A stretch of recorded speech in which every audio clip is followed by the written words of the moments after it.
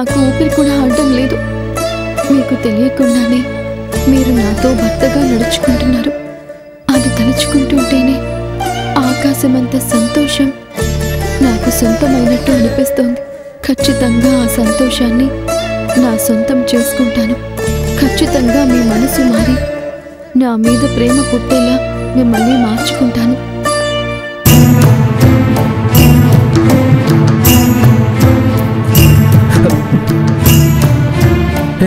అభి, ఏంటి మీద మీదకి వస్తున్నావు?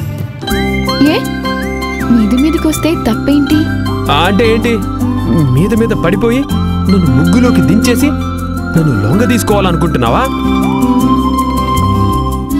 ఈ రాహుల్ దగ్గర అలాంటి పప్పులేవి ఉడకం. ఎంతైనా భార్యాభర్తలమే కదా, మీద పడినా ముద్దు ముచ్చట్లాడుకున్నా తప్పేంటి? అసలు నువ్వేం మాట్లాడుతున్నావు?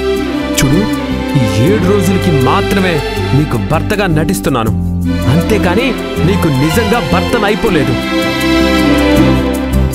మీరు నాకు భర్తగా నటిస్తున్నారు, కానీ నేను మీకు భారీగా నటించడం లేదు కదా. నేను నా క్యారెక్టర్లో జీవిస్తున్నాను. అలాంటప్పుడు నేను ఉత్తమ భార్యలాగా నడుచుకోవాలి కదా. మీ మీద నా ప్రేమాభిమానాలు చూపించాలి కదా. ఏం అవసరం లేదు.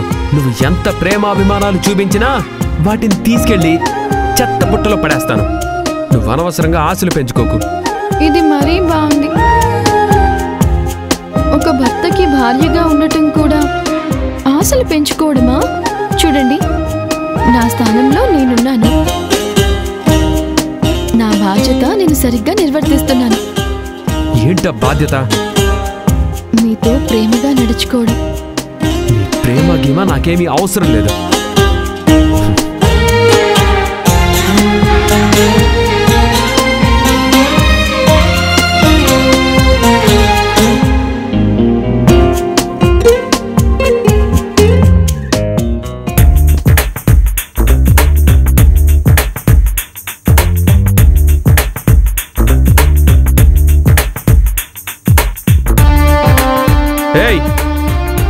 దూరం ఏంటి ఇంకా దగ్గరకు వస్తున్నావు? కావాలంటే ఇంకా దగ్గరకు వస్తాను.